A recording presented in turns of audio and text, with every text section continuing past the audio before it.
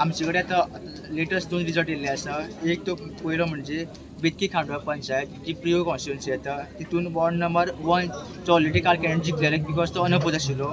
Ward number 2 Nikita Phadte, ward number 3 Shekhar Ghadi, ward number 4 Amita Gawde, ward number 5 Uday Naik, ward number 6 Manoj Kumar Gaonkar, ward number 7 Shraddha Phadte, ward number 8 Vishant Naik आनी ward number 9 Dilip Naik.